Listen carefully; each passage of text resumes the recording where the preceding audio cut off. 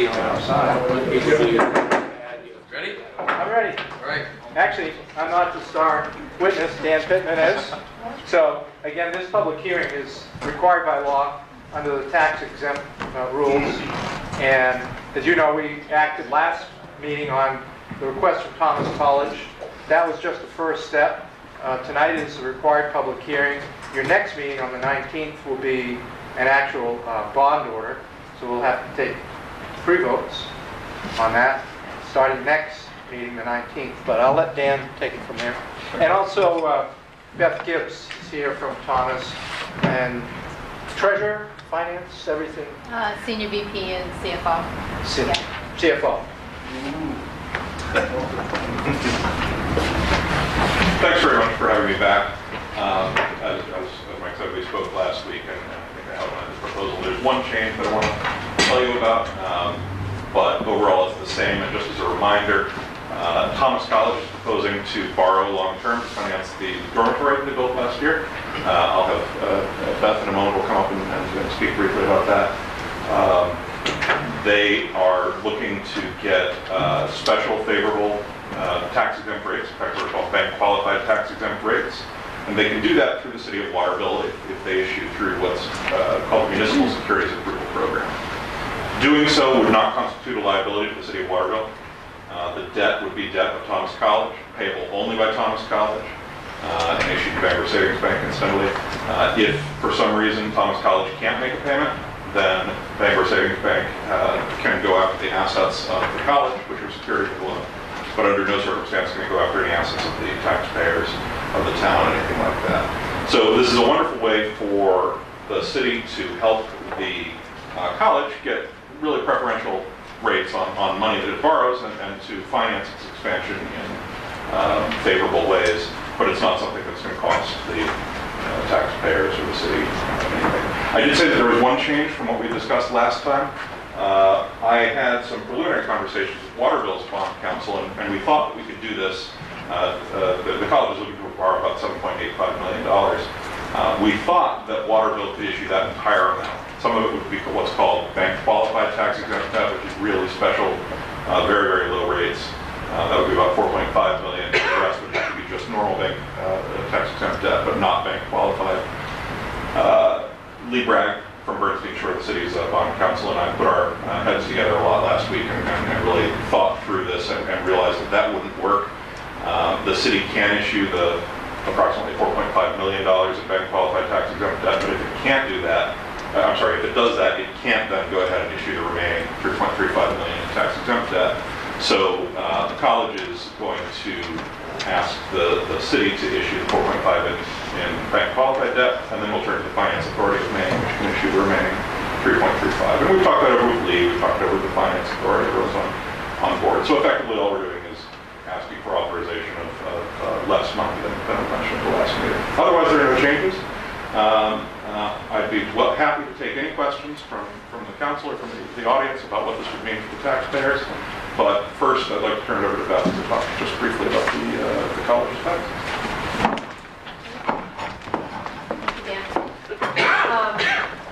Thank you very much for entertaining this financing for the college. It means a lot to the college.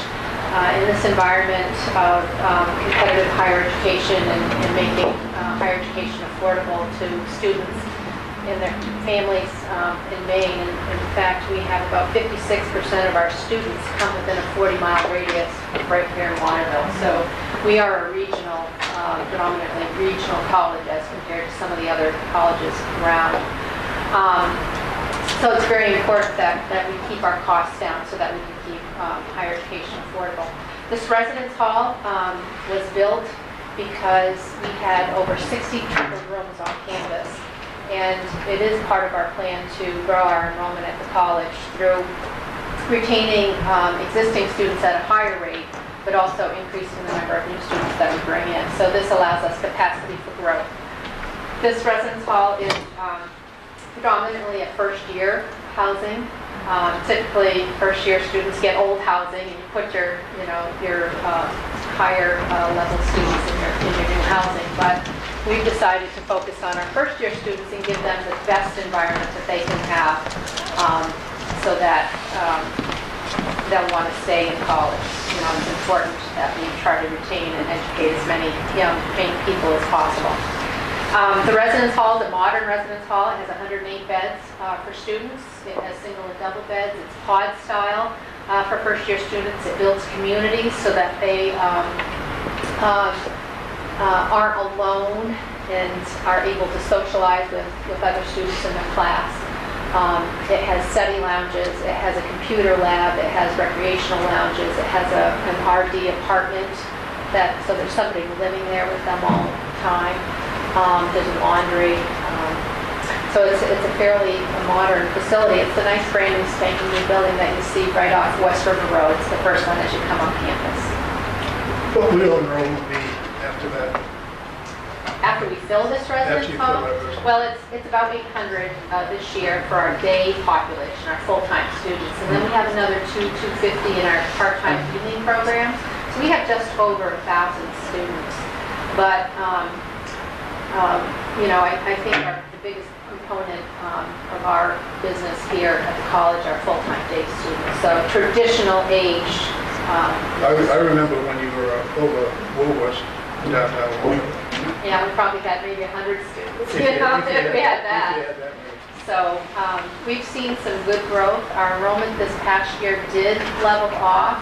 Most other colleges have leveled off and have been at lower enrollments. And we have been building up our campus, as you know, to compete for the future. And we've made some deep investments just to do that. And we plan to be here for the long haul. So.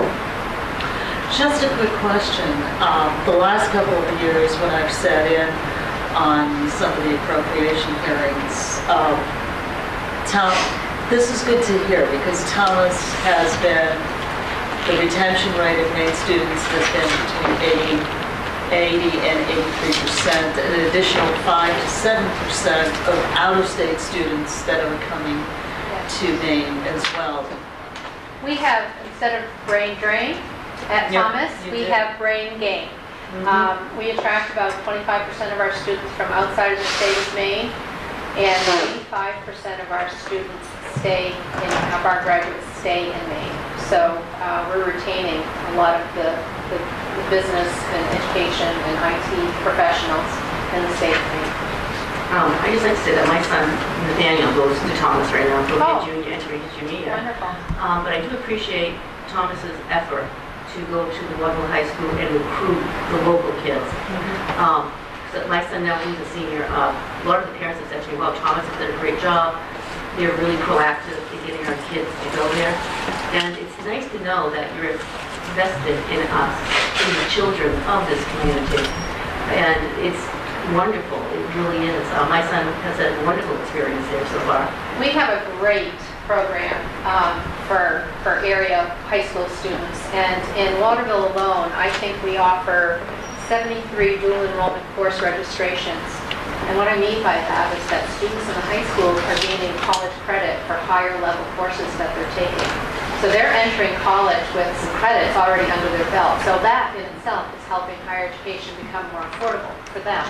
It doesn't mean they all come to Thomas, but it does mean that it gets them off enrolling before they even leave high school. So they get high school credit and they get college credit. That's why it's called dual enrollment. But especially you've been very welcoming with your approach in the high school and within this community. And I appreciate it as a parent. And thank you very much. Thank you.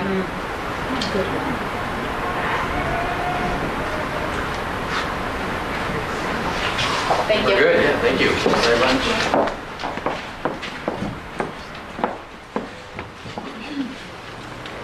We don't need a vote? No. I think we're good, thank you very much. Unless there are any other questions. But I think Thank you, thanks for coming. Thanks. Dan, these are the changes. Good, we're ready to start. Good evening. Welcome to a regularly scheduled meeting of the Waterville City Council. Anybody who would like an agenda, they are in the little city council agenda thing on the wall in the back. And before we get started, Dana actually has something she'd like to say. I do. I wanted to take a moment to say that we lost a gem in the city of Waterville on Saturday. Kevin Dutil, many people may not have even heard that name, but he's been a volunteer in the city of Waterville over at Waterville Main Street since as long as I've been in Waterville, for many, many years. He was the chair of our Kringleville board at Waterville Main Street, and really worked all year long to usher in the holiday spirit and to plan our parade that we have every year that ushers in Santa Claus, and he really did a lot in the community for many families who came from all over to come to downtown Waterville to visit Santa and have a little bit of holiday spirit here in Waterville. Kevin was one of those people that once you got to know him, you could not be happy around him. He was an amazing person in our community, and he never really got the credit. And he never asked for credit. He never looked for credit. But he did the work because he loved children, and he loved Waterville, and he loved Kringleville, and he loved the hope that it gave all children and all families in this region. I also worked with Kevin at Coney High School, where he taught special ed, and he was the moderator of the Gay and Lesbian Transgender Student Union. He worked with our most vulnerable youth, and he did it with the same spirit that he planned Kringleville with. So I just wanted to recognize him. He will be laid to rest on Saturday at St. John's Catholic Church in Winslow. They'll be having a Christian service for him at 9 o'clock. His family has asked for everybody to have that Kringleville spirit and wear red and green. So whether you go to the service or not, to wear a little red and green in his honor this weekend. But I wanted to ask if we could have a moment of silence before we started our meeting today to give respect to somebody who brought a lot of spirit to us.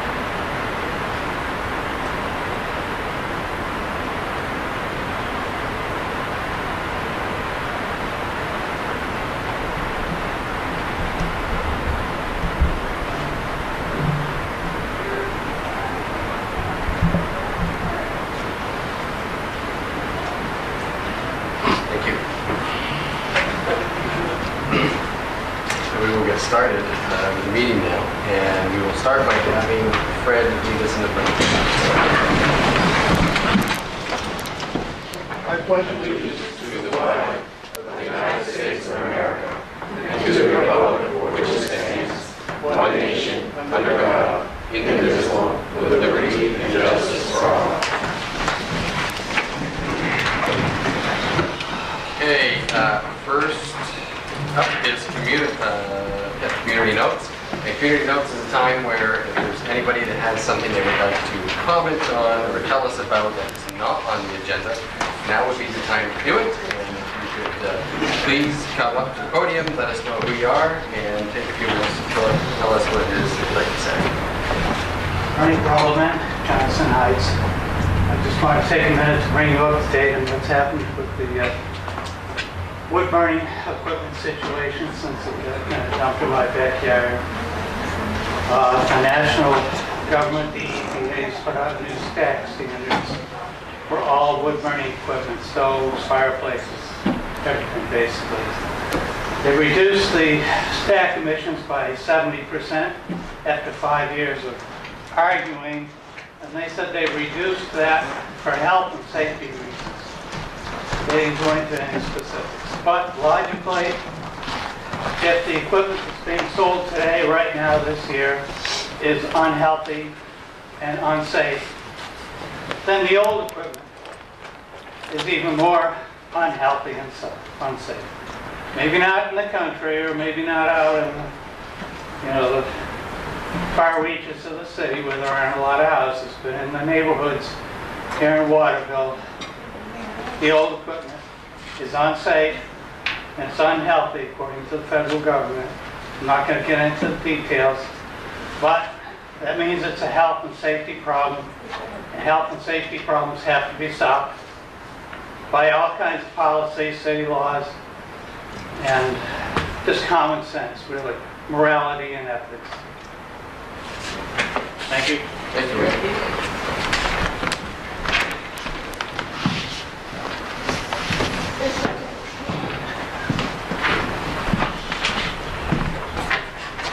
Good evening. My name's Steve O'Coin. I know most of you. You live in Waterville? That's not it up, Fred. I got it. See? Why are you wearing a Steelers shirt? Because it's historic. Six. But I wanted to raise a caveat to this council, and I had asked Mike about this earlier, and that's in regard to the closing of the Mid-State Machine facility over on West River Road, and they were given a tip some, what was it, Mike? 6 or 7 years ago? 6 or 7 years ago. And I think the council should be aware of what happens with that tip, and then I think you should be aware of the larger picture, is that Mid-State Machine was bought by Berkshire Hathaway, and then it was obtained by a venture capital corporation in Dallas, Texas. And I hope that I don't have to tell a lot of you what the venture capital people are about. They have a record of picking things clean and leaving town with the money. Winslow remains, but if that payroll leaves here, that will greatly affect Waterville, Winslow, and all the surrounding communities. So I just think the council should be aware of this motion and what you might do to hedge against the damage that could possibly occur with this. So that's what I have. Steve, do you know, is that a credit enhancement tip? Were we paying them cash? Yes. And is that tip About 70 done, or is it still, The tip's still in place as long as they have equipment there. But I believe their plan is to remove the equipment upon which we tax, which if it's gone, then there won't be any tax revenues to pay the credit enhancement amount to them. Okay, so after July 1st, then we probably will not be taxing any equipment of theirs. Right. Therefore, no TIF revenue, therefore no payment. But in the current year, of course, they had equipment, and so the question will remain about a payment of an amount, credit enhancement amount from this current year. Steve, thanks for bringing that up. I think that's something that we're seeing all over the state. It's a clear issue. So thank you for bringing it up.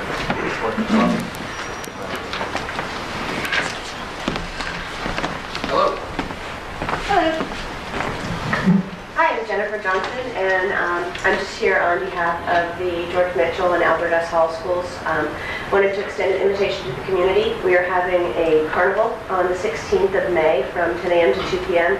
It's free. We don't want funds to be a barrier to anyone to be able to come and participate.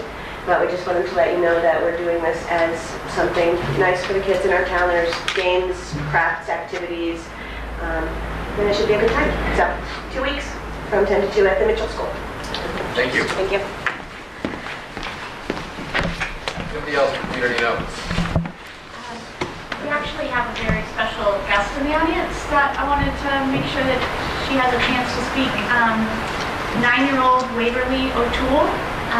She is here from the George J. Mitchell School, and she came to the parent-teacher organization in March and had some questions and some concerns, and she wanted to talk to the city leaders. So, go away.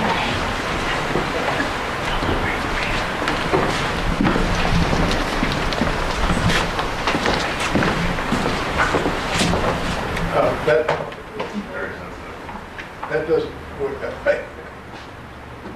That's fine.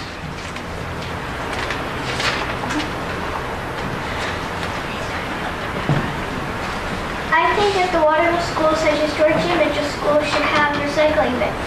The reason I think this is each week is in quickly. The amount of trash we produce each week is scary, and there's the fact that almost half of it is recyclable. For the environment, that is bad. If we want to live in the world, we need to take care of it. A solution to this problem is we can look into the cost and see if we can afford it. If we can't afford it, we should put one in every classroom and 2 in the cafeteria, 1 for each dumping area. This will be very convenient and better for the place we call home, Earth.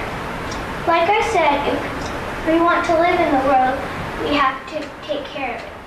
Another solution is we can do some sort of fundraiser to raise money for the recycling bins. That is if we can't afford enough bins. I think this is a great idea also because trash costs money and it will also save money. If people knew about this situation, maybe they would pay more attention to the bad problems in life.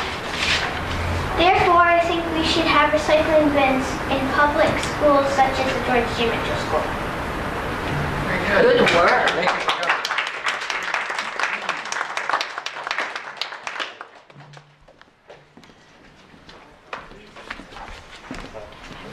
Waverly, I want you to know that what you just did was really, really brave, and you should be really, really proud of yourself.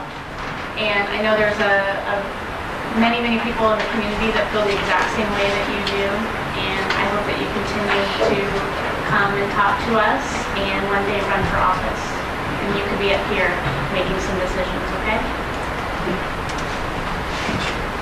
Fred, did you want to offer a counterpoint to that?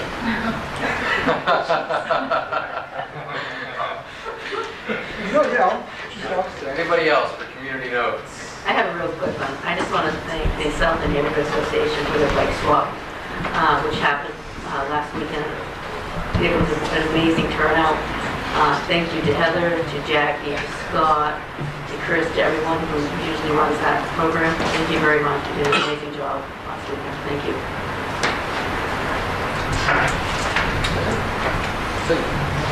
Just want to go over a few things here. On Monday, May 11th, I'm going to be representing the City of Waterville at a planning meeting of the Broadband Internet Interest Group. This will be attended by numerous Central Maine local government officials, which include city managers, councils, and selectmen from various towns and cities. Sponsored by Gil Chase, Community Development Manager at Kennebec Valley Council of Governments. And this is a critical area of economic development we as a municipality should take significant interest in. Just recently, in mid-April, the cities of Rockport and Rockland joined forces for broadband internet expansion coming into Maine. They have commissioned a study on how to expand fiber broadband services across both communities. The Rockport Select Board voted unanimously Monday night to support the study, and the Rockland City Council gave its support in February. So this is something that just makes economic development sense. The town manager of Rockport, Richard Bates, said it only makes sense to take a very long and strategic view when it comes to building a world-class internet infrastructure here in Maine. The town leaders are absolutely convinced that this is a crucial move not only for the economy of Rockport and Rockland, but for the entire state. If we build this infrastructure, we are enabling the natural creativity and entrepreneurial spirit of our citizens to bubble up and fire the economy. Just recently, Rockport received national attention last summer when it became the first municipality in the state to install its own fiber optic internet network, capable of data speeds of up to 1 gigabyte per second, both upload and download. The town was invited to be an inaugural member of the Next Century Cities, receiving a briefing from the White House staff about President Barack Obama's internet strategy, and recently helped launch the Maine Broadband Coalition. Bates said elected officials in Rockport are enthusiastic about bringing world-class internet quality and reliability to everyone in town.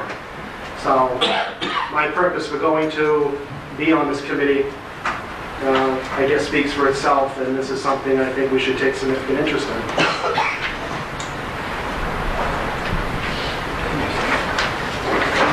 Anybody else for community notes? Going with us? Okay. We'll move on to the consent agenda. Is there a motion to pass the consent agenda? So, Second. Okay. No discussion, call for a vote. All in favor? Opposed? Passed. Unfinished business, order 562015. Move to read by title only. Second. All in favor? An order providing for approval of forfeiture. Move to adopt. Second. All in favor?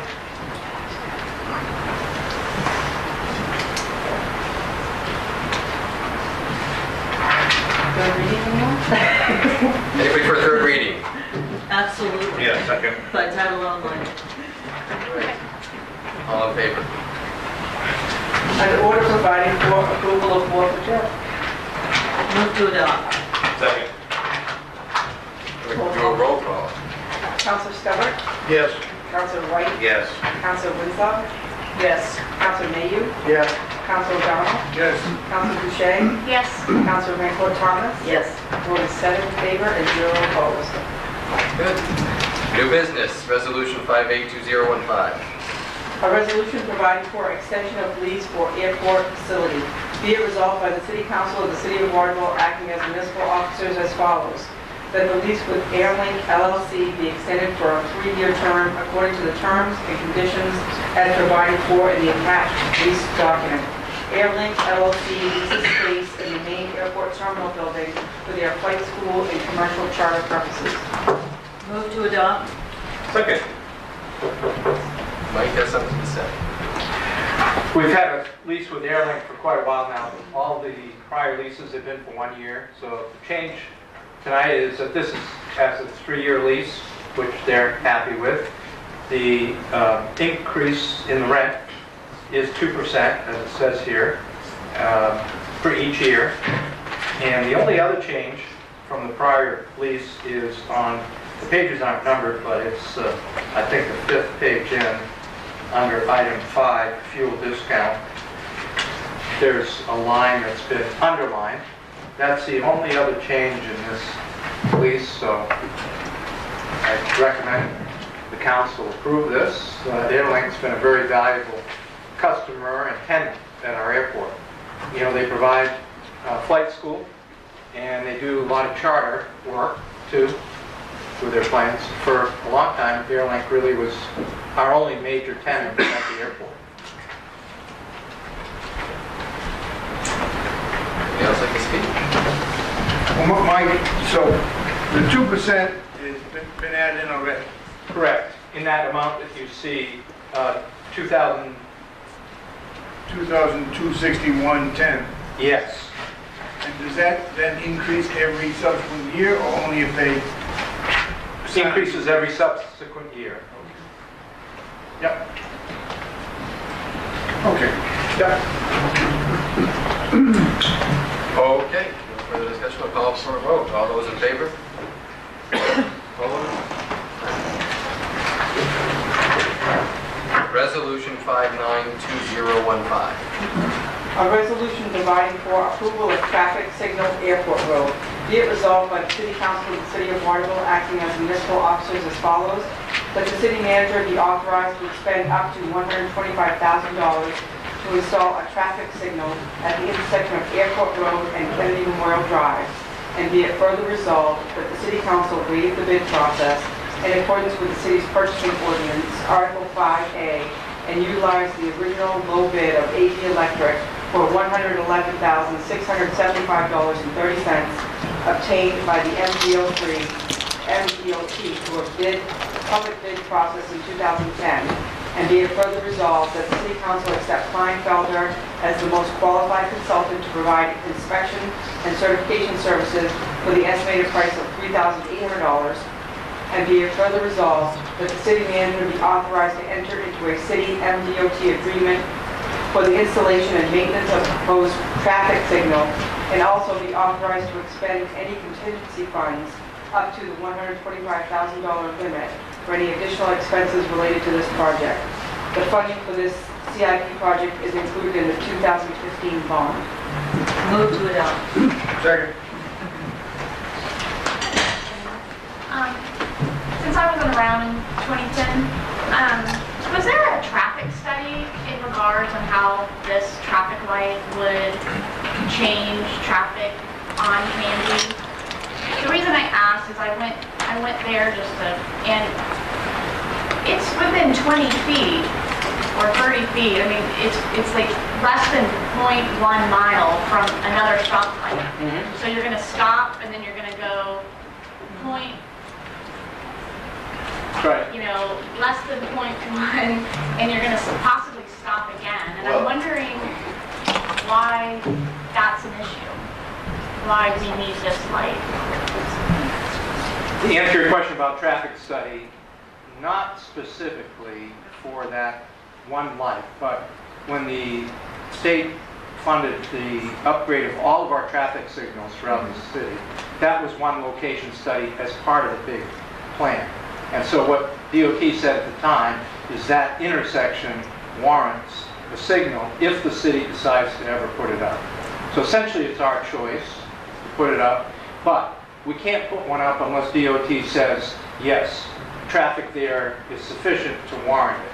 Because ultimately DOT controls, certainly for KMB, that's a major state highway. DOT would never allow a traffic signal if the traffic conditions didn't warrant it.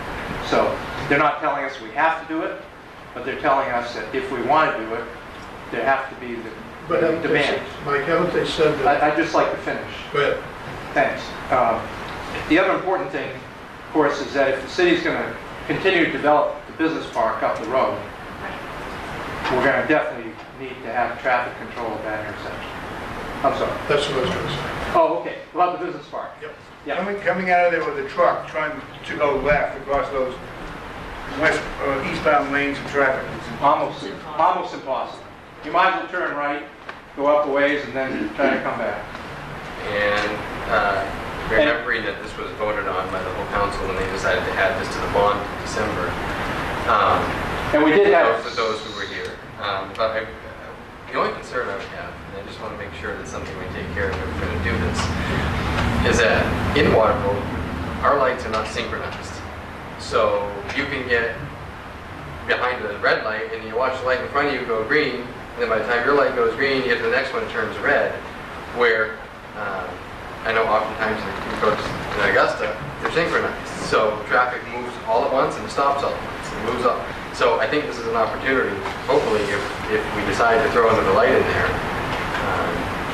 that we do that, because otherwise it's going to be a mess. They're supposed to be synchronized, and they can get out of whack every so often. So if we have electricians coming, we might. But I know at times I've been able to go from Aubuchon all the way down to, of course I always call it Rummels, but it's Giffords, right? So I've been able to go all the way down Canby, light, green light after green light after green light. That's the way it's supposed to work. And when it doesn't, then we have to go in and make adjustments. Yeah. So this one will require recalibrating. Like you say, Councilor Boucher, it's close to others, and not much we can do about that. It's also critical, Mike, that's been an accident, obviously from history. Also interpreted by, we had testimony from Chris Gauntz from Central Maine Motors. I think we had 6 or 7 businesses write letters. All those businesses down on that airport road are in distress about traffic turning left along with the trucks.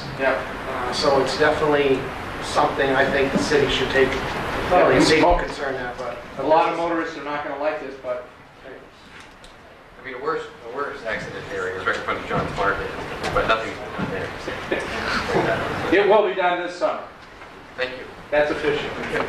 So I guess just to answer my question, so we don't need to study this. We just can go up and put a light up at any intersection that we need fit in terms of. We don't need any kind of traffic study. Not for that intersection. Okay. But if we wanted another one, and nothing had been done prior, then we would have to study. Or we would have to get DOT to agree to it.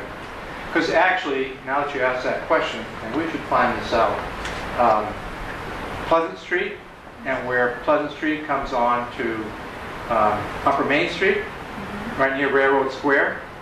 People know how difficult it is there. If you're at the end of Pleasant Street, you want to turn left to go Railroad Square, or Dunkin' Donuts, or Ron's Cleaners.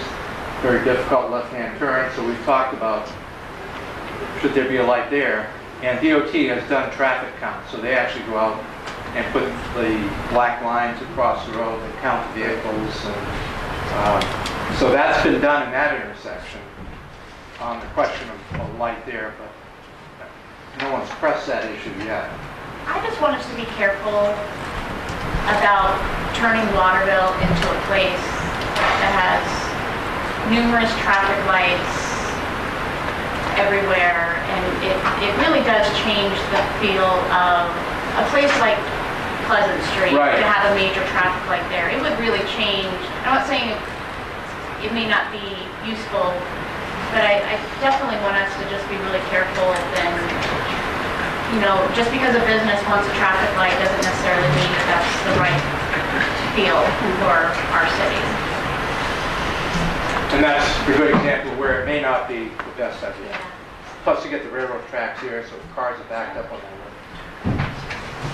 I think that would be it's a good spot for a light, you know, just because if you have businesses that go down to the airport road, traffic's going to increase there anyway, and the accidents like this going to happen. So that's good that happens. It's just surprising that they have one that close to it. I imagine they would have to be synchronized with Washington Ave and be in Marlin. Okay. Any further discussion? No. All right, I'm going to call for a vote. All those in favor? Opposed?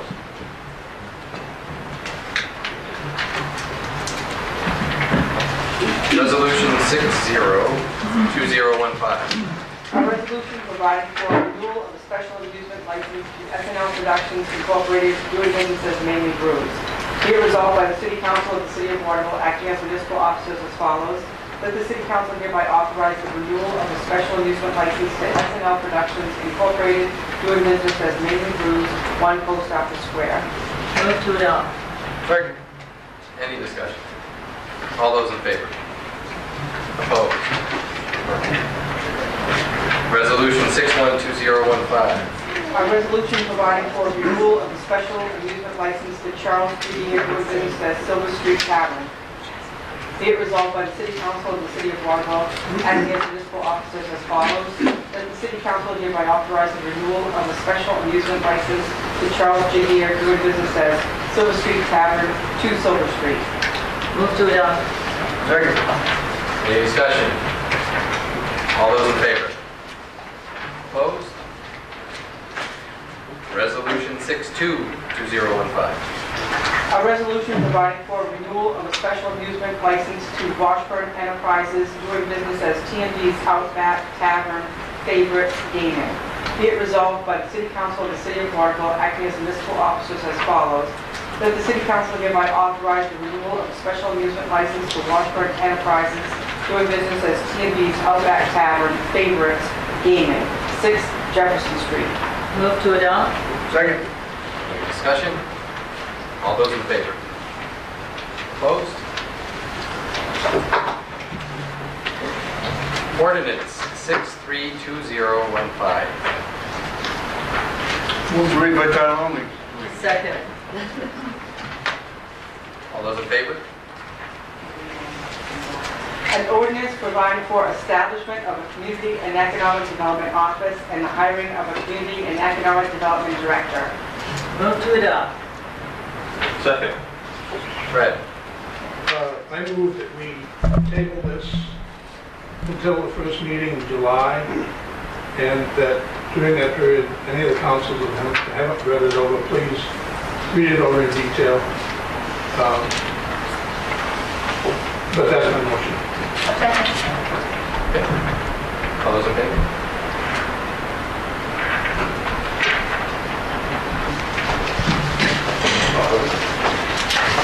Who is this with? Okay. Good. I will. I have 3 items. Now, need help on the first item, so Peter, if you can come up.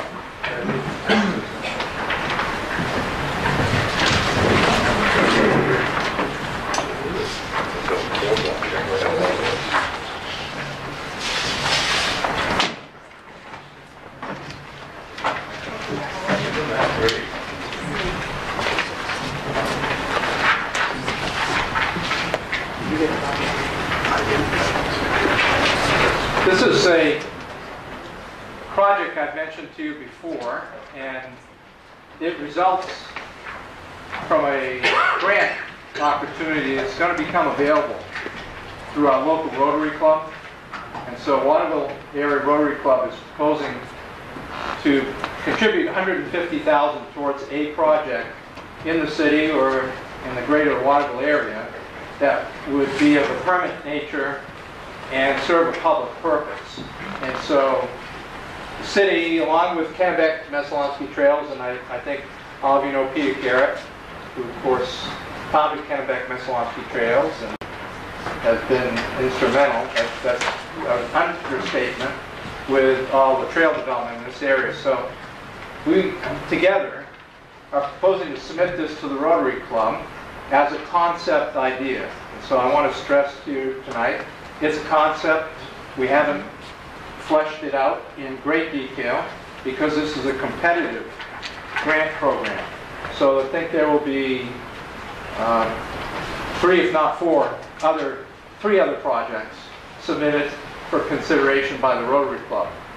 And this does not in any way commit the city. So if you look on page 5 of this proposal, you'll see at the very top, under the funding plan, there are no amounts listed for the city of Waterville in terms of contribution. So I guess my hope would be that this project could be selected as the recipient of the grant, and that the city could in time find a way to participate to make it happen. It's something that will only become available, the money anyway, in 2018. So we are 2.5, 3 years away. Right, Peter? Right. So we have certainly plenty of time. If it's a project the city of Waterville does not want to participate in, then that's what we could say, and they could go on to another project. But I thought that it's something we should at least take a stab at, because when the city did its original riverfront plan, and I think the date on this is 2001, so it is a little dated, but you'll see in this plan that was done back then, and I hope you can see it on the far end, here being the 2-cent bridge. And so back on that plan, did back then, they show a boardwalk right along the river. And another picture of it here. So this is what it could look like. Now, I know as Peter would say, this is just an artist's rendering. The final version could be a heck of a lot different. But we wanted to create a picture for people to see of what it could look like. Will we have the funds to do it? Will we have the capacity to do it? Will we be successful in the grant? Those are all unknowns, but we had fun putting this together, and we can see where it goes. And Peter, I know from a trail perspective, you want to add something to that too. Yeah. If I may add that I've been in this area now for 36 years, and it doesn't seem that long. You must know Rosemary. Yeah, I know Rosemary. We do. Very well. And a lot of locals. He knows me too. And I've seen Header Falls area as being a potential for doing something for that long. And all of you have as well. And many another, I guess, a big city and a small city in Maine has also seen their waterfront as a maybe we should do something with our waterfront. And actually, of course, many have. As you know, Portland has. Have you ever been to Bangor's just recently, since the American Folk Festival started up there? It's extraordinary what they've done with that one. Okay, not to be a copycat, they've also done it across the river now, like it's in Brewer, Old Town has a nice park at the waterfront, and so on. I could go on. Well, there are pictures in the... And there are pictures, if you take a look at the back of this, it doesn't have page numbers, but if you take a look at, I took pictures at some of these parks in this set, 3 on one set. So it occurs to me that Waterville's time has come, that we have already got, I guess, electric power, we've got sewer, and also, I guess, a water supply down there. So why not? It's time. And the other thing that I will say is that we've always thought of Header Falls as being a kind of head of trails too. So there are trails that lead off from there into other parts of Waterville. There are trails that lead off there across the river into Winslow and then into Benton. And so we think of that. I've always thought of that as being head of trails with a big sign saying so. Also, if you take a look at this set here, it's the last few pages of those pictures. You'll see some ideas of what other waterfront parks have done with theirs for art shows of various different kinds. So I took pictures of various ones from California to the UK. And one in particular up here might appeal to you. It has a picture of Sir Georges Quebec, where they've got a lot of history in that little kind of a booth there. We'd like to have something like that. So we're thinking ahead. We hope you agree with us. We hope you come back with us with comments from what you're reading here. And so thank you for actually listening for now and supporting, we hope, later. Thank you. Thank you, Peter. Thank you. Good. That's it. Thank you, Peter. I think so. Yeah. We'll certainly have plenty of chances to talk about this more. I only have 2 other items under manager's report. One is that we finished our interviews for the assistant code enforcement officer position and have selected someone. And I thought it'd be best, before we make any commitment, to wait until we get through the budget process, get a little bit further through the budget process, make sure on progressive funding that we're still all okay. So I just want to let you know we're at the end of that process. Has that person accepted? Have they been notified?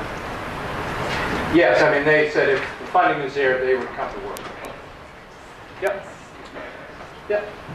The last thing I want to pass out is a notice about a celebration 2 weeks from now, and it's about Healthy Waterville.